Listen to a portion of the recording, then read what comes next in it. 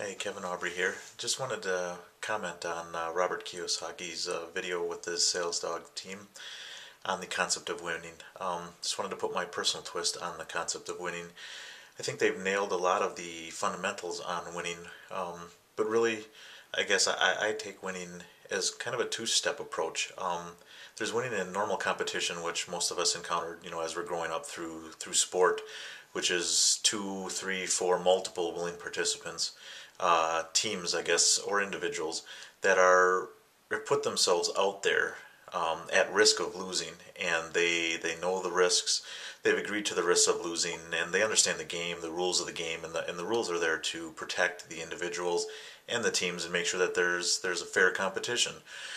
And with that, I really there's a winner, there's a loser, and it's the way things should be. And the teams have agreed to play a certain way, and at the end, when you win, you've executed the rules and executed the steps necessary to win within those rules, and ultimately have come out on top. And for the losers, they understand, and as difficult as it may be to accept it, at least understand that when it comes to applying the rules, if played fairly, that they came up short and they lost, and there really is nothing wrong with that. There's a winner, there's a loser, and that's the way it was meant to be, and that's the fun of the game, that's the fun of the engagement, and that's what the parties agreed to coming into it. And I agree with Robert and the sales dog team as far as the approach there's a lot of areas in life and in business where it's win-lose, and we all understand the rules of the game and how the game's to be played, and rightfully so. That's how it's supposed to be. That's how it ought to be. There's going to be winners, there's going to be losers. Now, I just caution everyone, though, to keep in mind that there are situations where there might be individuals that have been drawn into a game, and they don't really understand the rules. They're not equipped to play the game, and there are times when certain individuals, certain companies could take advantage of unsuspecting individuals that have been sucked into a game. They don't know the rules, they're not skilled to play in the game, and ultimately one company loses or individual loses, and one company wins. And typically the win would be, a sale or a profit or something was made off of an unsuspecting individual, someone that wasn't qualified to play the game. And there's really an issue there, and I don't really consider that winning or losing.